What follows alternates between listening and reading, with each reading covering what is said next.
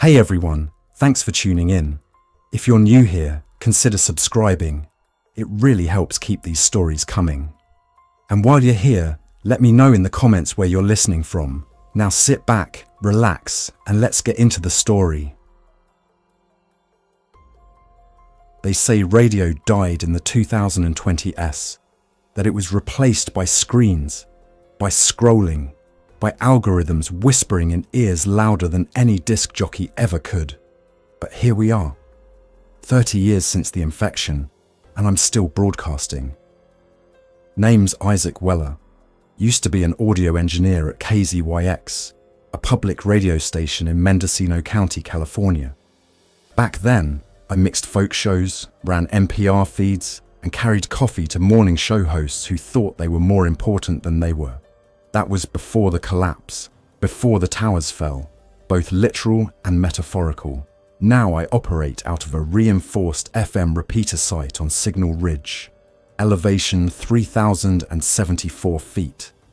The antenna here used to extend coverage east over Anderson Valley. Today, it's the lifeline for what's left of inland NorCal. The transmitter's running off a hybrid solar and diesel system. The panels I rigged myself. The diesel comes from trades with the Ferndale Convoy, who still have access to a functioning refinery rig converted from a biodiesel plant. I give them weather reports, relay coordinates, help them navigate collapse zones. They give me fuel, batteries, sometimes canned peaches. Win-win. I don't just play music, I speak, I tell stories, not because I think I'll change the world, but because I need to believe someone's listening. This morning started like most. Grey fog hanging low over the ridgeline. My wind turbine creaking slightly. An old ICOM ICR 8600 on scan mode, cycling through ham frequencies. Dead air, static, and a few Morse pings from the Jefferson Free Relay up north. They mostly just send burst transmissions now, low risk, harder to triangulate. I set the microphone live, switched over to channel 87.9 FM, local transmission only. This is Isaac, broadcasting from Signal Ridge, I said. Still alive, still here. Temperatures 52 degrees, wind coming in from the northwest at about 6 knots. Visibilities poor through the valley. Avoid highways 253 and 128 rockslide reported near Boonville. If you're traveling, stay off the old redwood trails. A runner swarm was seen near Philo 2 nights ago. They don't linger, but don't get brave. Repeating, avoid Philo. I let the static breathe. No one likes a wall of voice. Besides, I found the silence has its own kind of weight, like it reminds people the world out there is still dangerous, still real. I was just queuing up a playback tape from 1993, an old Grateful Dead show from Eugene, when the alert light flickered. Now, that light doesn't come on for much anymore. The system it's tied into is jury-rigged from a mix of an old NOAA hazard receiver and a patched-together digital repeater. What it does still do is flag emergency voice traffic from repeaters within 40 miles, provided the signal's clean and coded right. I muted the board and brought the signal live through the preamp. Repeat. Anyone receiving this is Dr. Cassandra Holm, Mendocino Field Research Collective. We've had a breach. Repeat. Containment breach at the Navarro Ridge site. We're pinned in a firewatch cabin. Coordinates follow. A long hiss. Then 37.9, 552 north. 123.6111 west. We have wounded. Requesting immediate assistance or relay to any local authority. I didn't even think. Just hit record. Dumped the signal into the main log and wrote the timecode down, 6:43 AM. I played it back 3 times to confirm the coordinates.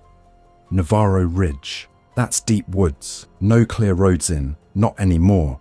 The old Ridge Trail fire road's been impassable for years. Still, there shouldn't be anyone left operating out there. I remembered the name Holm vaguely.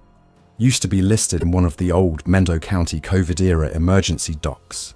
Something about field pathogen research, rural containment models, forest pathogen interactions. Her team was rumoured to have stayed behind after the initial government withdrawal. Some said they'd been wiped out. Others said they were ghosts, like scientists still doing experiments in the woods. Guess not. I had 3 options. 1. Ignore it. Not out of cruelty, but reality. One man on a ridge can't help everyone. I've made peace with that. 2. Rebroadcast the message. Risk drawing the wrong kind of attention. There are still bandits who monitor emergency frequencies, looking for desperate people with supplies worth looting. I've had to pull a shotgun more than once over the years. 3. Go myself. I stared out through the observation slit toward the distant ocean. Nothing but mist. Damn it. I grabbed the topographic maps from the wall locker, scanned the routes. Most trails were out. Roads, worse. But the old gas lines now there was a possibility. The PG&E access paths were narrow, but maintained well before the outbreak. If they hadn't overgrown too badly, I could hike them on foot, maybe 12 miles if I cut straight through the Branscombe cut. I had a choice to make, so I opened the mic again. If you're hearing this, I may not be broadcasting for a while. I've received a distress call from what appears to be a surviving scientific team near Navarro Ridge. Coordinates check out. I'm going to try and reach them. If I don't return, the backup tape will cycle music on loop until the system's batteries fail. May your routes be safe. This is Isaac, Signal Ridge, signing off for now. Packing took 20 minutes. I brought only what I could carry. My Sig Sauer P229 with 3 loaded mags, suppressed not for stealth, but for sanity. The echo in the forest is disorienting otherwise. My old army surplus Alice pack, solar hand crank radio, binoculars, a basic trauma kit with quick clot, Israeli bandages and morphine ampules, 1 MRE, water tablets, rope, signal mirror, LED headlamp, and a short-range ham transceiver on a shoulder sling. Not powerful, but enough to hit the repeater near Flynn Creek if I had line of sight. I left the station door locked and armed the tripwire flares. If anything got in while I was gone, I'd know by the scorch marks later. If I came back, the hike was brutal. I took the old service path east, ducking low where overgrowth threatened to tear my jacket. The quiet was unnatural. 30 years ago, the woods would have been alive with birds, crickets, things moving in the brush. These days, just the wind and your own heartbeat. Most wildlife didn't survive the early years. The infected don't eat animals, but they trample everything in their path. Habitat destruction on a scale the environmentalists never predicted. By noon, I had to climb a ridgeline using an old telecommunications tower guide cable for leverage. My gloves nearly tore, but the cable held. From the top, I spotted the ocean through a break in the canopy and smoke. A thin black column curling upward just west of the Navarro watershed. Confirmation. Dr. Holm hadn't been lying. I reached the cabin by late afternoon. It was perched on a cliff shelf, one of those old firewatch towers they used in the 70s wood frame, slanted tin roof, wraparound windows. Someone had boarded most of the lower panes with sheet metal. Smoke curled from a makeshift chimney rigged through the top vent. But the strange part was the silence. I unshouldered the rifle and circled wide. The area around the tower was scorched, maybe a 20-foot perimeter of burned-out undergrowth. Not a wildfire, a controlled burn. That was smart. The infected don't like fire. They shy from it, avoid the smell of fresh ash. If you can keep a fire burning, you keep temporary perimeter. I made my approach with hands raised. "Dr. Holm," I called. "This is Isaac Weller. I run the Signal Ridge station. I received your transmission." A pause, then movement in the doorway. She looked about 40, tall, pale from years without proper sun, in an olive-green lab coat cut down to a jacket. Her eyes were sharp, one arm in a sling, a revolver in the other hand. "Prove it," she said. So I did. I recited her own coordinates back, then rattled off the KZYX FM call sign, plus the time and date of her message. Only then did she lower the gun. Inside were 3 others, one dead, wrapped in tarp, one unconscious, an older man with IV lines running into his arm, and deep, bruising bites along his leg. The third, a teenager, maybe 19, sitting near the corner, hugging a steel case like it contained his soul. They called him Dex, short for Dexter. He wasn't military, but he had that wired look. Claimed he was a drone tech back when UC Berkeley still had a research outpost in Sacramento. Said they'd been working on terrain mapping old infection zones using heat signatures and radar bounce back to detect buried clusters. It's not about stopping the infected anymore, Dex muttered. It's about understanding where they hibernate, where they go. Underground? I asked. Dr. Holm nodded slowly. You think they just vanish in the winter? They dig Mr. Weller. They go down. That's when she opened the case. Inside was a stack of hard drives, carefully wrapped in lead-lined foil and dense foam. Every scan we managed in the last 3 years, she said. Hundreds of square miles. And one location in particular that we think might be, well, different. Different how? Holm hesitated, then spoke. They don't avoid it. They gather near it. We've seen thousands, lying still, dormant, like they're waiting for something. He burned the dead before nightfall. The infected can smell rot from miles away. The teenager handled it better than I did. Said he'd done it 6 times before. We used a magnesium flare core and a jerry can. No ceremony. That night, the forest groaned around us. The infected don't vocalize often, not unless agitated. But in places like this, high ridges, dense trees sound carries in strange ways. Sometimes you'll hear a scream, and it'll bounce down the valley like a dying animal trapped in an echo chamber. It gets in your bones, makes you question what's real and what's just trees shifting in the wind. That night, the wind didn't feel like wind. It felt like breath, long and slow, exhaled by something massive and patient. I stayed up on the 2nd floor of the tower with my back to the wall and a weather blanket draped over my shoulders, rifle across my knees. Holm dozed fitfully downstairs, her injured arm immobilized by a crude brace made from a broken table leg. Dex had rigged a motion sensor out of parts from a scavenged trail camera, tying the alert buzzer to a small speaker he kept muted under his coat. His fingers never stopped moving, fiddling with wires, adjusting sensors, checking a compact drone core the size of a paperback book. He said it was a forward scout drone, programmed to fly low and fast, barely audible, with LiDAR and FLIR modules stripped from commercial hardware and retrofitted into a carbon frame. She calls it Scout 2, he mumbled when he caught me looking. First one flew into a tree near Ukiah. Bad line of sight.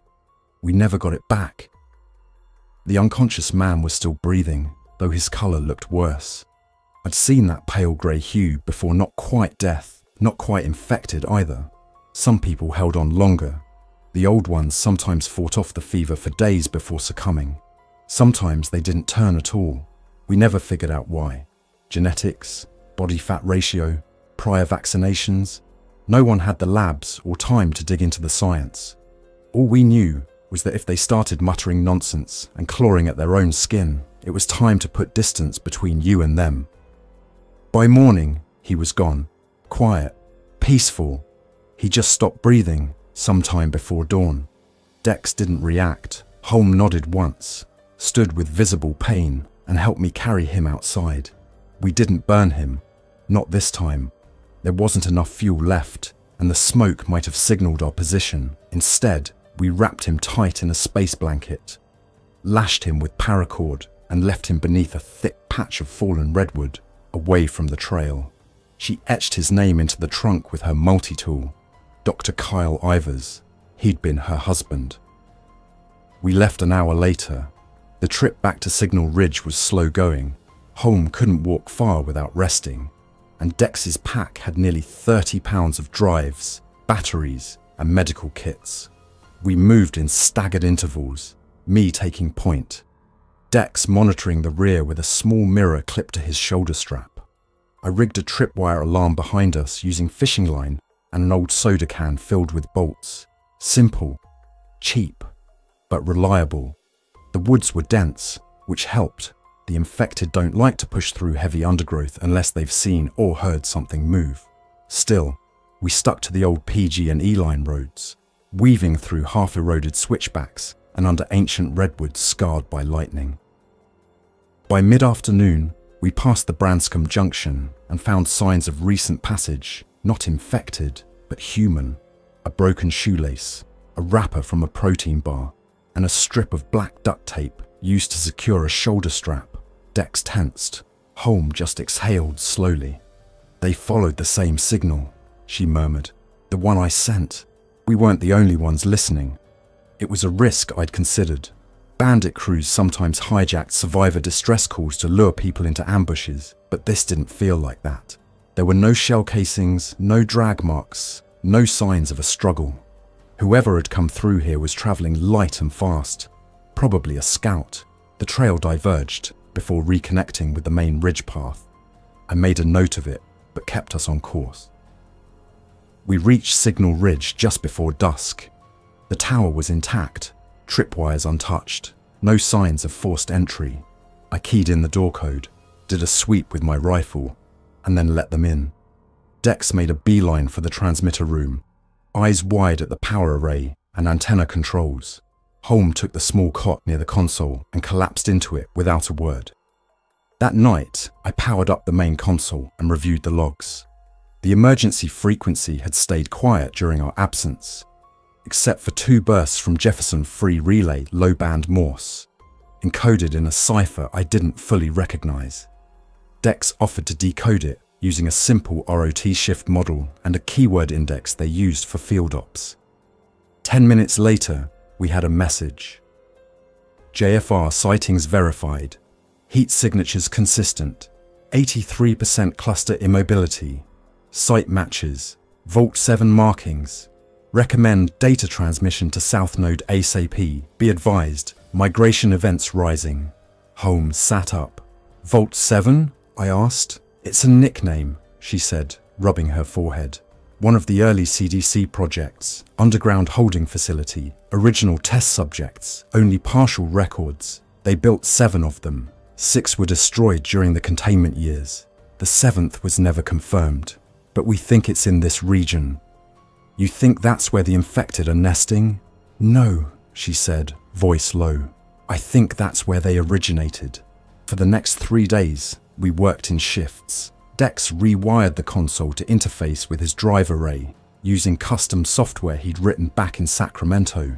The data had to be filtered not just for signal clarity, but for risk. Some of the heat maps showed massive dormant clusters in places no one had reconfirmed in decades.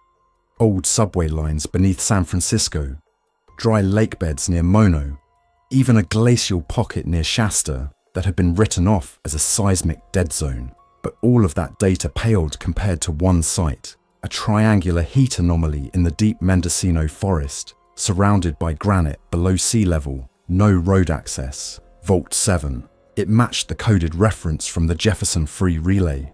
3 of their scout teams had independently identified the same site over a span of years, but none had gone in. Too deep, too unstable, too dangerous. Holm wanted to broadcast the coordinates.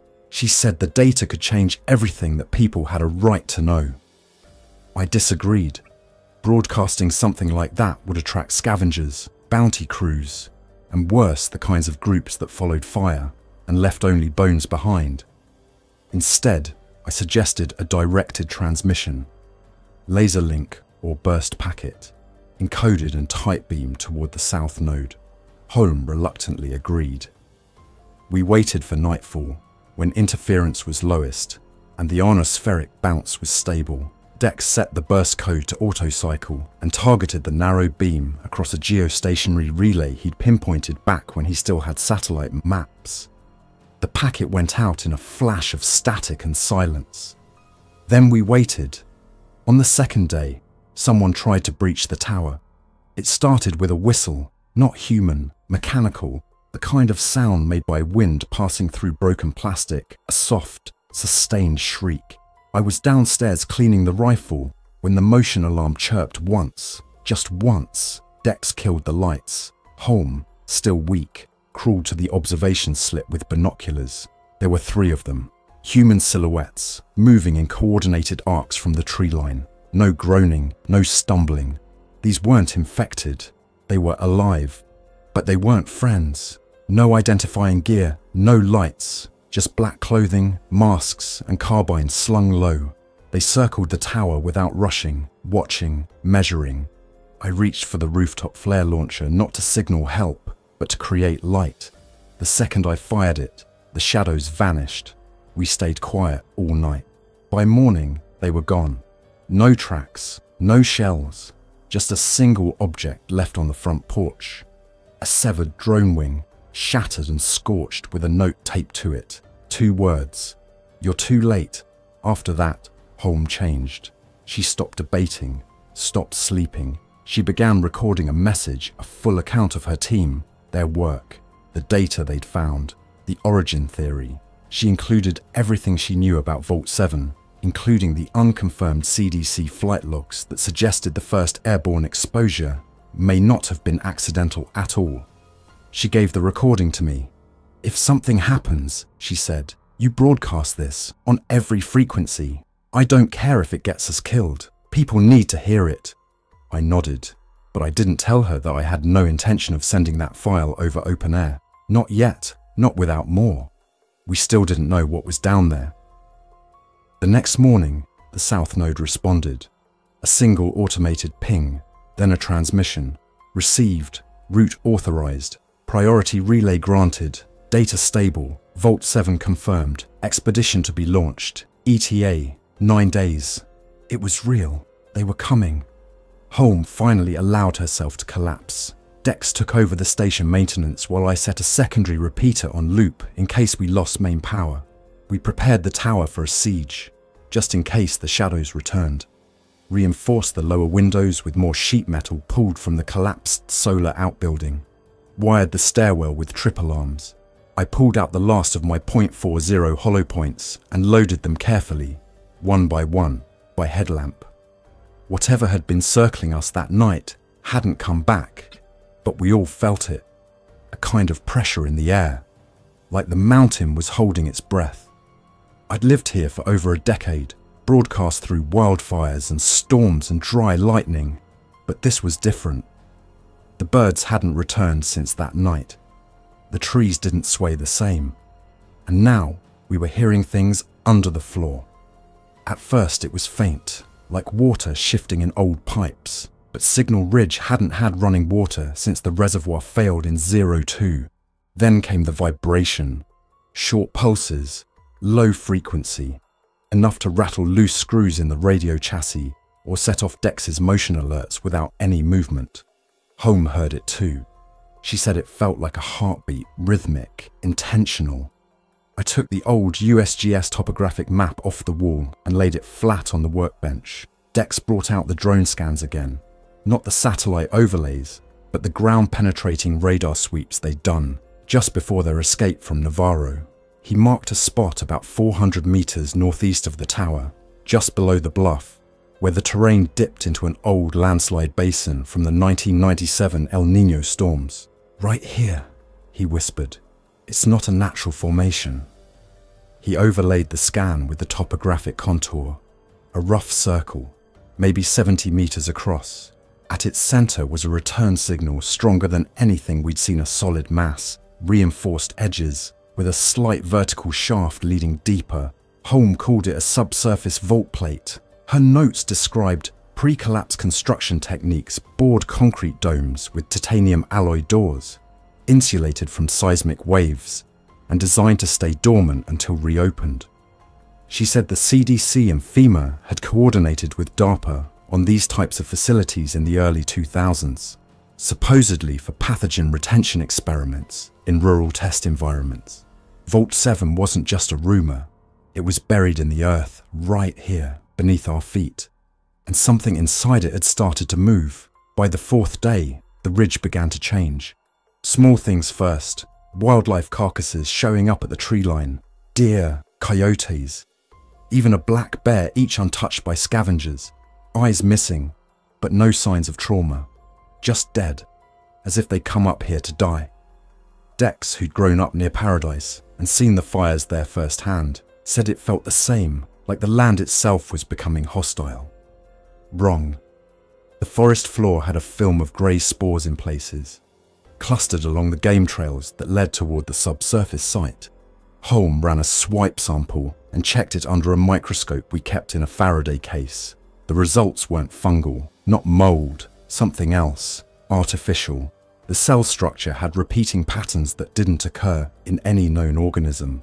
A kind of synthetic protein chain, spiral-bound, almost like engineered collagen, but reactive to heat. It pulsed faintly under infrared. We stopped going outside without masks after that. That night, the ground shifted. It started with a long, low groan deeper than thunder, more like stone deforming under pressure. The ridge trembled, books slid from the shelf, a mug rolled off the bench and shattered. Dex fell trying to stabilize the tower battery rack. Then came the sound not from above, but from beneath, a hollow, multi-tonal chattering, like air moving through broken flutes. I rushed to the observation slit and stared northeast. There, beyond the tree line, the ground had lifted just slightly, maybe a foot, but it was rippling. Not soft, not muddy. This was granite, bedrock, shifting like something massive was displacing it from below. We went to full lockdown.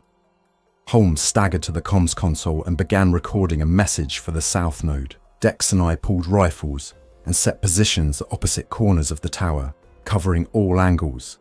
We didn't sleep. We barely moved. The air outside smelled wrong, metallic, like burnt wires soaked in ammonia.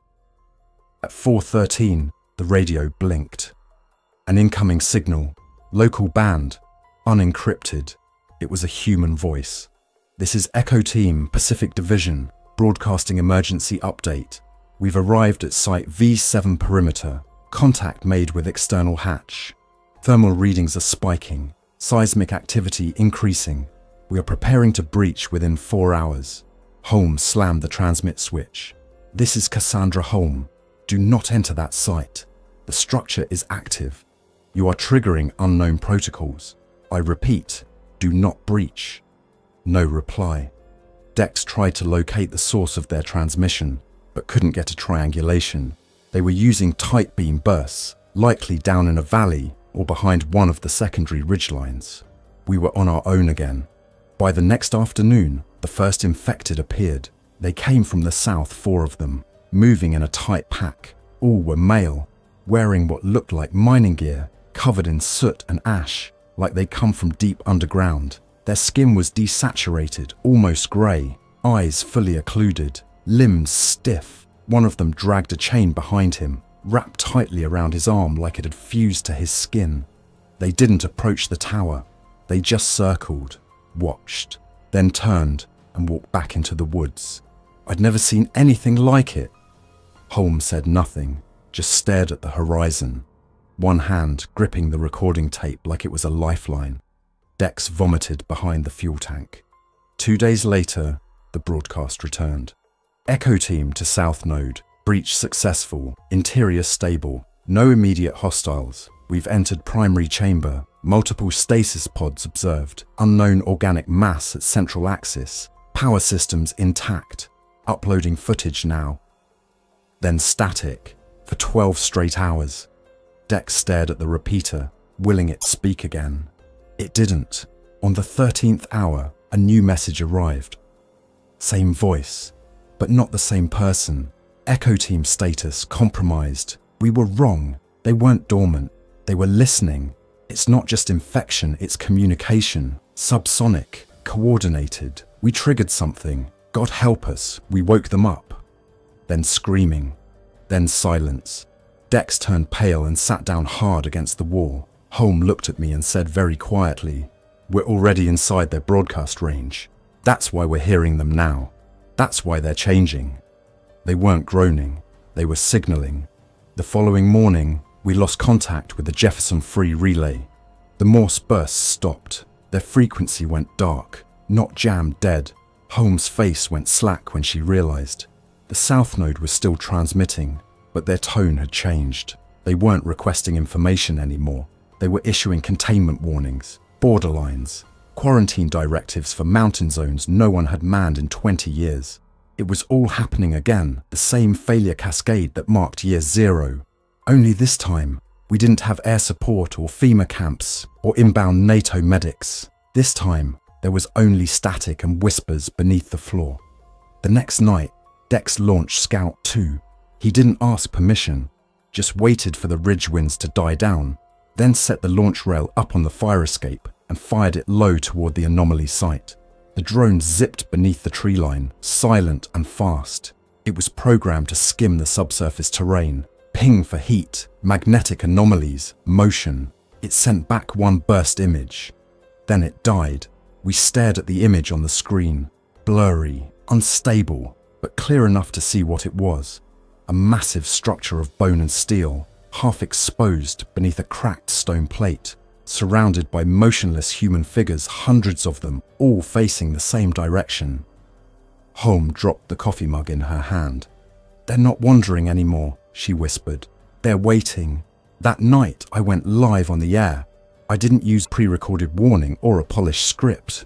I spoke plainly, like a man watching the edge of a cliff crumble beneath his feet. This is Isaac, broadcasting from Signal Ridge. If you can hear this, take it seriously. Something beneath the forest is waking up. It's not just infection. It's not a virus. It's organized. I don't know how long we've got before it spreads again, but I'll keep this station running until I can't. If you're near the ridge, stay clear. If you're near Navarro, run. And if you've got family, find them. Stay close. Stay hidden. Stay alive." I let the silence sit. Then I played the old national emergency signal, not the screech, just the baseline tone. The sound every American over a certain age associates with 2 a.m. tornado warnings and test alerts. Dex cried when he heard it. Quietly, into his jacket sleeve. The sound carried memories of a country that once had warning systems and backup generators and safe zones. A time when someone somewhere would hear that tone and respond. But there's no National Weather Service anymore, no FEMA in helicopters, no National Guard convoys pushing through overrun towns. Just us. 1 ridge, 3 survivors, a dying transmitter, and a truth too heavy for the wires we had to carry. After the signal ran, I brought the mic live again and spoke in a low voice. I kept it calm, measured, even though my hands were shaking. "This is station KZYX Relay 2 on Signal Ridge. This is Isaac Weller. If you're receiving this broadcast, stay clear of the Mendocino interior. Do not approach Navarro Ridge. Vault 7 is confirmed real. Containment is lost. Transmission activity from within the vault is escalating.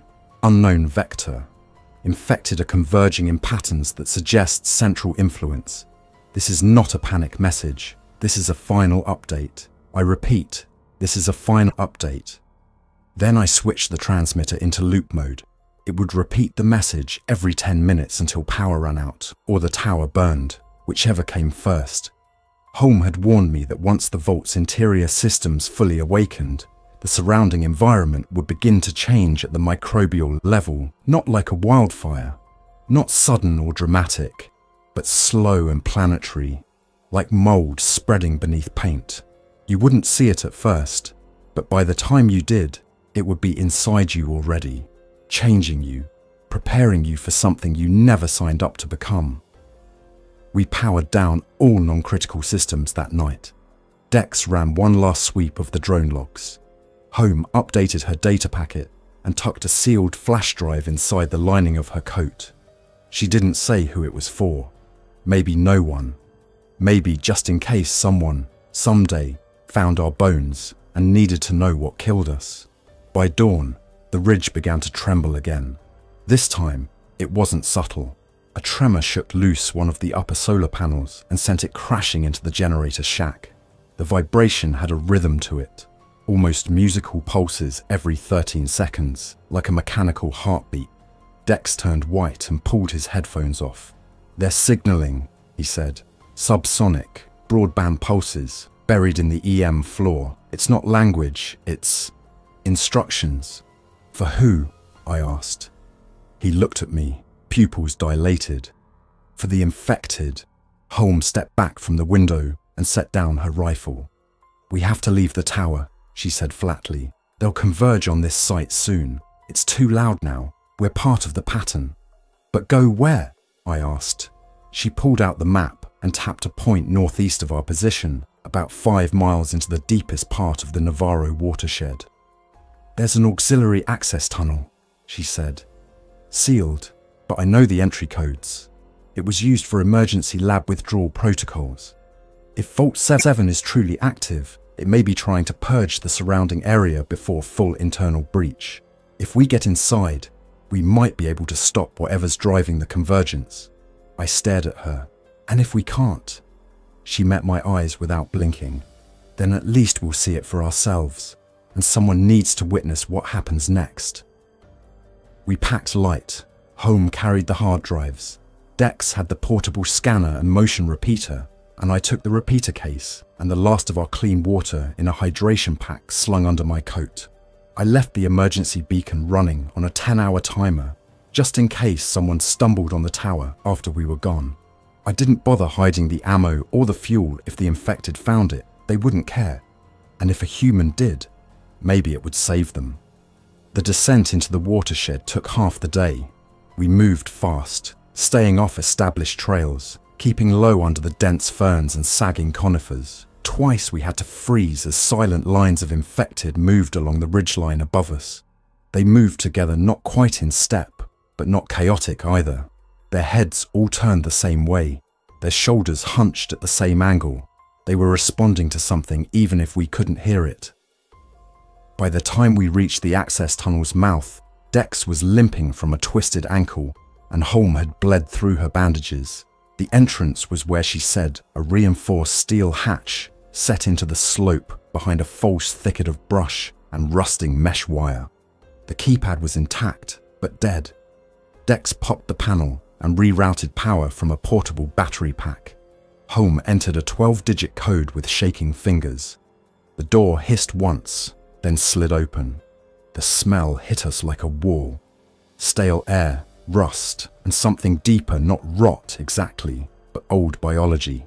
Decades of sterilized decay. We stepped into the dark, sealed the hatch behind us, and turned on our lamps. The tunnel stretched forward, lined in old aluminum conduit, with faded CDC logos painted on the walls. Along the floor, the number 07 repeated every 20 feet. Vault 7 was real. Inside, the tunnel descended for nearly half a mile, curving slightly, then opening into a junction chamber with a decontamination ring. Holm found the override and initiated a manual cycle. Cold air blasted over us, laced with iodine vapor and compressed steam. Dex hacked into the local system and brought up a schematic on his tablet, not full blueprints, but enough to guide us toward the primary data node. As we walked, we passed sealed labs, most empty, but some with signs of struggle. Overturned carts, shattered glass, one wall stained with dark ancient smears. Security cameras hung from ceilings like blind eyes. The facility had been shut down hastily, that much was clear. Whatever they'd stored down here, they hadn't planned for it to wake up on its own. In the central chamber, we found the core, a 3-story cylindrical shaft filled with pods, hundreds of them. Most were dark, some cracked, a few glowed faintly, backlit by interior monitors still humming with power. And at the base of the shaft stood the source of the transmission, a resonance chamber, emitting those same subsonic pulses. Dex scanned it, and his face fell. "It's biological," he said. "No speakers, no hardware. This is organic structure, designed to broadcast." Holm approached slowly and placed her palm on the outer shell. "The infected aren't just responding to it," she said. "They're built to, conditioned. Sleeper protocols, long-wave behavioral cues. It's not just disease, it's architecture. This was meant to spread, not just kill, but reshape what came after." I looked down the shaft at the pods, at the silent shapes within. "Are these the first infected?" Holm shook her head. "No, these are the next ones." Then we heard them. Movement in the tunnel, dozens of footsteps, not rushed, not erratic, coordinated. The convergence Holm predicted had begun. The infected were coming not just to destroy us, but to return home. This place wasn't just a lab, it was a nest, and they'd been summoned. We had maybe minutes. Holm ran to the console and initiated the core override. Dex climbed to the second tier and rigged his transmitter to broadcast a looped frequency on the same band used by the chamber. The idea was simple: confuse the signal, disrupt the convergence, maybe scatter the infected long enough to escape. But Holm had another idea. She pulled the last fusion cell from her coat, a prototype power core Dex had mentioned once, a relic from her team's early work. She'd never said she still had it. She placed it against the chamber's resonance shell and armed the overload switch. "If this signal spreads," she said, "it won't just control them. It will change them, guide them, teach them to adapt, to build. We can't allow that." Dex protested, but I knew what she meant. Evolution through infection, controlled growth, not just chaos, not rage, but order. And humanity wasn't at the top of the ladder anymore. She looked at me one last time. "You still have your voice, Isaac. Use it." Then she pressed the switch. The explosion was bright, not loud, a pulse of white light that blew through the resonance shell and disintegrated the chamber from within. The pods cracked, the structure collapsed. Dex and I ran half-blind, coughing, dragging each other back toward the access tunnel as the vault imploded behind us. We reached the hatch and slammed it shut just as the fire caught up. The earth shuddered. Smoke hissed from the vents. Somewhere beneath our feet, Vault 7 died. Home with it. It's been 6 days. Dex and I returned to the tower. The infected have scattered, confused, many collapsing where they stood. The signal is gone. No more pulses, no more convergence. Just radio silence and the long hiss of empty bands. I've been broadcasting ever since. This is Isaac Weller, Signal Ridge. If you're still out there, the signal is gone. The center is dead. Vault 7 collapsed. We lost good people to stop it, but you are not alone. We still speak. We still listen. And if you hear this, you survived. Every hour, I play the message. Then I tell Holmes' story. Dex is rebuilding the scout drone. We'll fly it again soon. Maybe there are more vaults. Maybe this was only one chapter of a larger infection. But for now, the signal is ours again. You're listening to the radio. You survived, and we are still here. Thanks for listening. If you enjoyed this story, don't forget to like and subscribe. Your support keeps these creepypastas coming. Until next time, stay alert, stay safe, and never ignore the feeling that something is watching.